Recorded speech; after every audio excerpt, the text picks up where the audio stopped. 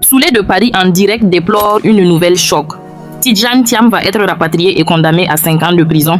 Selon le gouvernement de Alassane Ouattara, dans son direct, Soulé de Paris a lancé une alerte grave et préoccupante concernant l'avenir de l'ancien patron du Crédit Suisse, Tidjane Thiam. Selon les informations qu'il dit détenir, le gouvernement d'Alassane Ouattara préparerait un rapatriement forcé de Tidjane Thiam en Côte d'Ivoire, suivi d'une condamnation à 5 ans de prison. Soulé de Paris s'est insurgé contre ce qu'il appelle une persécution politique déguisée en procédure judiciaire, visant à écarter définitivement Tidjane Thiam de la scène politique nationale. Pour lui, cette manœuvre rappelle toutes les pratiques autoritaires qui ont marqué la gestion du pouvoir en Côte d'Ivoire depuis plusieurs années. Vous savez, hier je devais faire une communication sur ça, mais j'étais sur le panel de mon frère Hush, un combattant depuis l'Angleterre.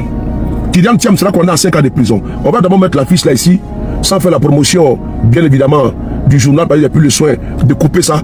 Voilà, on va mettre ça comme ça. Voilà. Voilà. Tidjane 150, voilà, c'est bon. Vous avez vu ça, non? Ok. Ce journal-là appartient au régime RDR.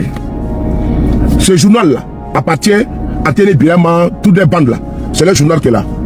Donc, ce qu'ils disent là, c'est la voix autorisée.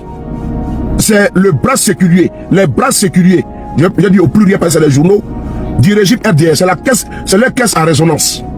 Donc, quand ils viennent déjà annoncer la couleur que Thiam risque 5 ans de prison, il faut noter ça. Prenez, vous notez. À travers cette date-là, depuis cette date-là, nous sommes aujourd'hui le 21. Vous mettez là que Thiam sera condamné à 5 ans de prison. Même si ce n'est pas 5 ans, ils vont lui donner 3 ans. Voilà, pour ne pas dire que non, c'est trop flagrant. Parce que la peine maximum là, c'est 5 ans. Mais Thiam aura sa dose. Il sera condamné à 3 ans de prison ou à 2 ans de prison. Écrivez cette date-là et gardez cette vidéo. C'est important. Cette communication, je fais parce qu'il trouve que M. Thiam, je parle ici au conditionnel. Parce que je n'ai pas les preuves. Et comme je sais que c'est des menteurs et c'est des fabricants de fake news, de désintoxication et de manipulation, je préfère aller avec les pincettes. Je mets sur les yeux. Pourquoi je le dis? Parce qu'ils imputent au président du PDCI RDA une capture, des captures de conversations WhatsApp entre le président du PDCI et le ministre, quoi la même là, le ministre Sansan Kambilé. Et donc Thiam aurait, je dis bien aurait, divulgué cette conversation. Ça sent bien même que Nina, elle a mon téléphone, moi j'ai son téléphone. Un exemple. Elle et moi, nous conversons. Je peux changer son nom. J'ai mis dessus Patrice Zouzoua. Alors que c'est Nina. Oui, mais toi, Stéphane Cissé qui est là, mon vieux père. Son nom de mon téléphone là tellement. Mais je ne veux pas Stéphane Cissé. Je mets dessus KGB. Mais quand moi, il m'appelle là, ça sort dessus KGB. Vrai ou faux? Et mieux, je peux avoir deux téléphones. Et puis, simuler une conversation entre moi et une autre personne. Il fait capture d'écran. C'est possible, c'est plausible. Mon vieux Komara, tout mon espère. Idrissa, tout mon vieux. Je peux faire cela. Donc, je marche sur les yeux. Et voilà pourquoi je vais prudemment. Mais allons-y maintenant sur la base même du RDR. Parce que, là, quand ils disent que tu as volé, c'est les mensonges. Mais effectivement, devant le procureur là, tu as volé et tu seras condamné. Donc nous allons sur la logique. Et donc sur la base de ça, je vous dis que Thiam sera condamné dans les jours à venir à 4 ans de prison ou à 3 ans de prison. Parce qu'ils disent que Thiam a mis, a rendu public une conversation privée et que la loi condamne ça. J'ai dit, quand j'ai entendu ça hier là, et puis quand j'ai vu le journal là, j'ai dit bravo. J'ai dit bigo. Là, c'est le serpent qui se mord la queue. Voilà. C'est le serpent qui se mord la queue là. Parce que j'ai des preuves ici que je vais les montrer. Parce que eux aujourd'hui, ils nous disent que c'est délictueux. Le fait d'exploiter une conversation privée a rendu public une conversation privée. Et que la loi condamne ça. J'ai dit, quand j'ai entendu ça hier là, et puis quand j'ai vu le journal là, j'ai dit bravo. J'ai dit bigo. Là, c'est le serpent qui se mord la queue. Voilà. C'est le serpent qui se mord la queue là. Parce que j'ai des preuves ici que je vais les montrer. Parce que eux aujourd'hui, ils nous disent que c'est délictueux. Le fait d'exploiter une conversation privée entre deux personnes. Ce n'est pas normal. Et quand tu le fais, tu es condamné par la justice ivoirienne. Tu es sous le coup de la loi. On va écouter ici Adjoumani et puis on va leur poser des questions. Et je dis bien, on va les passer la vidéo là. Quand j'ai entendu Adjoumani nous dire hier que Thiam n'est pas sérieux, c'est lui qui paraphrase, hein, avec tous les noms d'oiseaux, avec tous les colibés, parce qu'avec eux ça vole très bas. Au niveau vraiment de la qualité politique, au niveau instructif, au niveau du développement, c'est vraiment une carence. Le RDR, ça vole très bas. Ça vole très bas en politique. Voilà, tu sens qu'il n'y a pas de la ressource, il n'y a pas de la matière. Tout est que injure. Donc, nous sommes obligés de nous adapter à leur manière de parler. Nous sommes obligés. Nous sommes condamnés à parler comme eux. Même si nous ne sommes pas comme eux, mais on est obligés de naviguer avec eux, de partager avec eux dans la gadou, on va dire dans la boue. On va essayer d'écouter Adjoumani. Et j'ai des questions à lui poser au militant du RDR. Parce que vous êtes en train de créer une jurisprudence en Côte d'Ivoire. Sur la base de ça, Thiam sera condamné. Mais moi, il y a des parties qui m'intéressent. Puisqu'il est interdit de divulguer une conversation privée entre deux personnes. C'est interdit complètement et totalement. Alors on va écouter quelque chose. On va écouter Adjoumani et puis on va progresser. Votre rôle c'est de partager. Mon rôle c'est de frapponner et de concasser. Merci. On va écouter ça Adjoumani.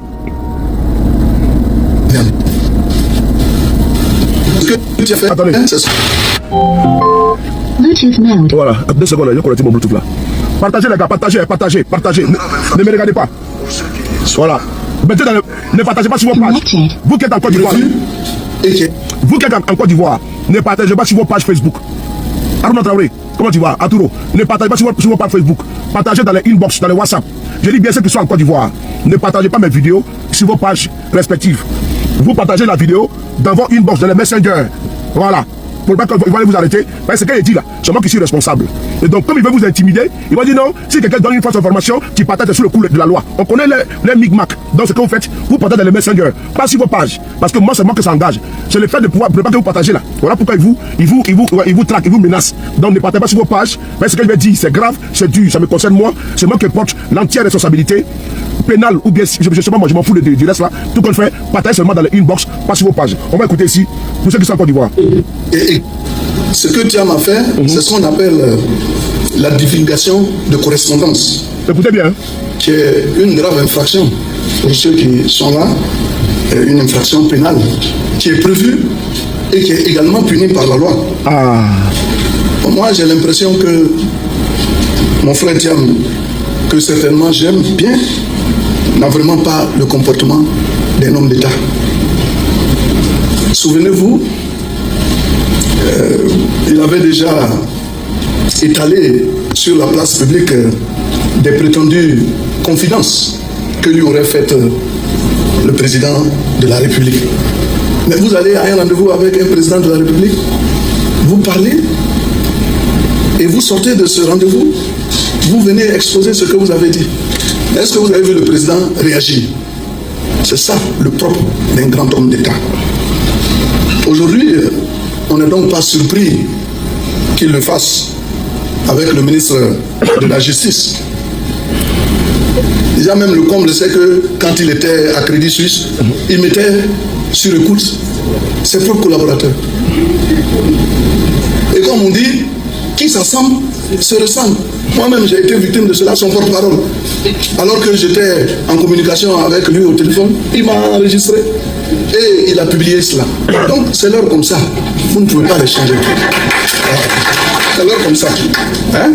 Et je crois que cet épisode de Brendoumi doit accepter de nous convaincre tous et vous dire que ce n'est pas bien que dans le cadre des conversations, qui pour régler un problème ou qui pour parler à un chef soit exposé dehors. Mais si, par extraordinaire, je touche du bois, ce monsieur parvient à avoir une petite parcelle de pouvoir, pas pour le président de la République, mais il va exposer toute la Côte d'Ivoire. Les échanges téléphoniques. Ok. Adjoumani ici vous explique que Thiam n'a pas de crédibilité. Adjoumani vous explique que ce que Thiam a fait est délictueux et condamnable. Selon lui, M. Thiam aurait, il parle au conditionnel, aurait divulgué une conversation privée entre lui et le ministre de quoi? Le ministre de la Justice. WhatsApp. J'ai bien dit au départ, il n'est pas revenu dessus. On va rentrer dans la brèche. Adjoumani lui-même, il a pris son téléphone portable. Il a appelé Brendoumi pour le menacer au téléphone. Il trouve que c'est délictueux. Il a fait référence à ça. On va l'écouter. Pour que j'aille très vite. On va l'écouter. On va écouter cette vidéo-là dont il fait référence. Puisqu'il est là tout positionné, donc il n'y a pas de souci pour le retrouver. On va essayer d'écouter la vidéo dont Adjoumani fait référence. Cette vidéo, on écoute ça ici. Bonjour. Bonjour, c'est Soumaya. Oui, c'est lui-même. Ah, mais pourquoi tu t'acharnes tant sur moi? Le salon de l'agriculture, toi tu sais ce qui se passe. Quand on vient là, on fait une communication, il y a 6 personnes qui sont sur ma communication. Les autres qui sont venus, c'est les structures sous tutelle, ce sont les privés. Et puis bon, tu m'attaques. Hein? Depuis là, tu m'attaques, je ne dis rien. C'est bon comme ça. Je ne suis pas agronome, c'est vrai, mais Sanamwa n'était pas agronome. Hein? Si tu as un problème avec le gouvernement, tu peux l'attaquer. Est-ce que les prix là, c'est moi qui fixe? Tu es un grand frère. Tu m'as une fois vu t'attaquer comme ça, depuis tu es porte-parole. Moi aussi je suis porte-parole. Même quand tu parles, je ne réagis pas. Allô? Je t'écoute. Oui, bon, c'est pour ça que j'ai tenté de t'appeler. Je t'ai même envoyé un message. Non, moi j'ai rappelé, c'est quelqu'un qui a pris. J'ai rappelé, c'est quelqu'un qui a pris. Non, c'est à Balo, je suis à Barcelone. Oui, j'ai rappelé, j'ai rappelé. Non, je sais. J'ai rappelé, il m'a dit. Mais moi, je suis à Barcelone. Je viens de finir ma réunion. Voilà. Ah, d'accord, ok. Si tu viens, que tu veux, on peut se voir. Non, c'est pas une affaire de venir. Non, j'ai dit, si tu viens, que tu veux. Parce que moi, j'ai discuté avec toi. J'ai vu quelque chose. Est-ce que c'est toi vraiment qui as dit? Moi, c'est ce que je veux savoir.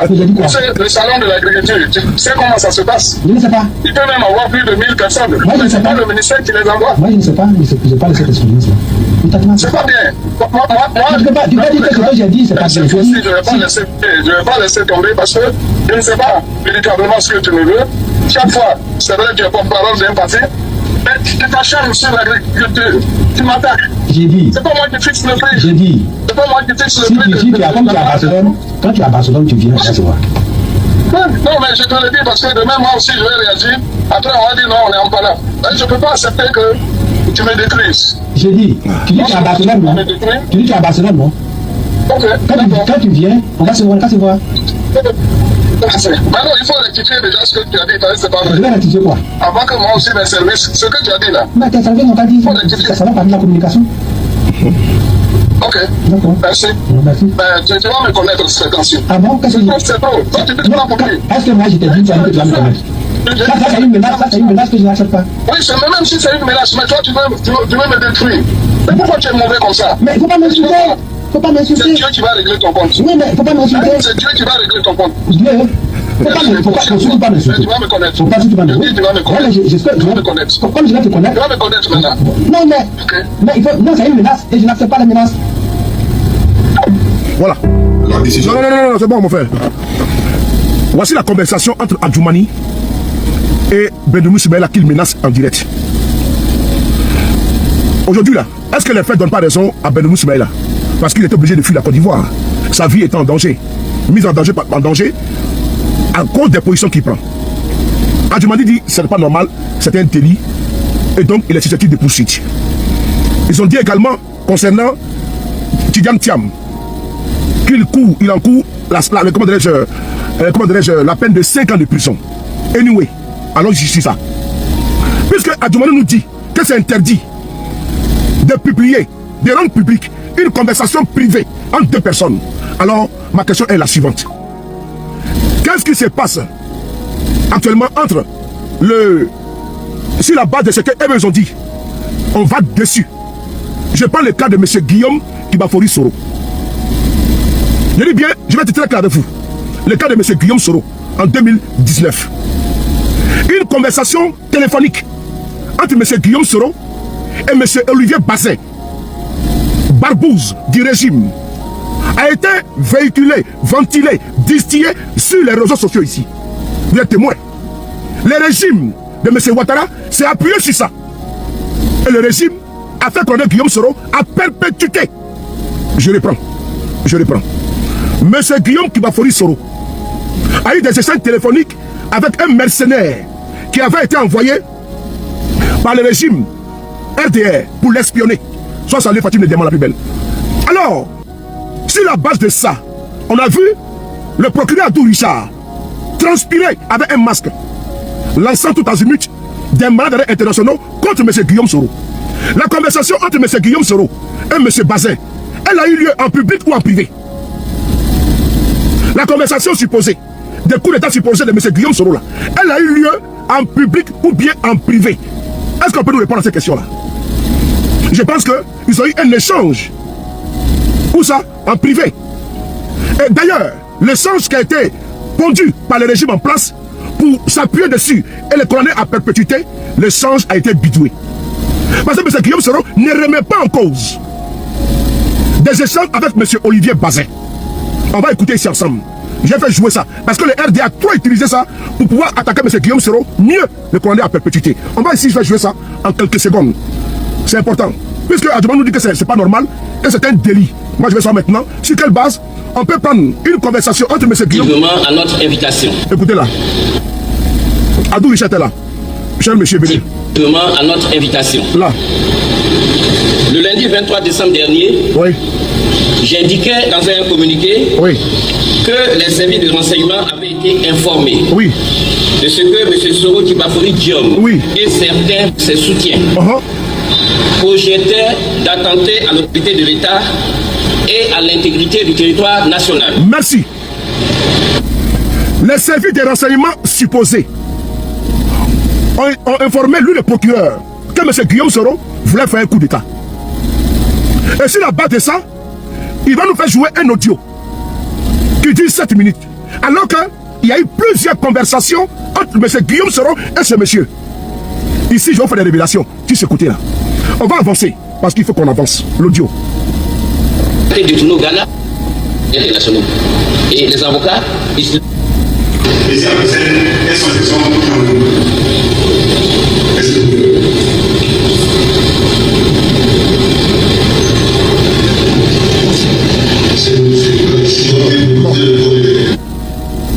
On va l'écouter ici. Là, juste parce que on a dit que les domiciles sont perquisitionnés. On a vu des personnes faire des mouvements, aller dans certaines maisons. Le temps qu'on arrive, partir avec des éléments. Nous les avons suivis. Mais avant d'arriver, on a vu que ces personnes avaient déversé, n'est-ce pas, des armes. C'est pas tout le temps qu'on voit ça en Côte d'Ivoire. Okay. Et donc, nous avons... Ça dure 1 heure et quelques. Maintenant, je vais prendre la partie. Je veux que vous voyez seulement Adou Richard en train de blablater. On va prendre maintenant la partie où l'audio est utilisé par les militaires du RDR. Mais c'est une conversation privée. Voilà, je suppose. C'est une conversation privée. Parce que, du contraire, M. Guillaume Soro n'a pas échangé avec M. Bazin devant le public. On va essayer d'écouter ici l'audio qui a été ventilé par les militaires du RDR. On écoute ensemble.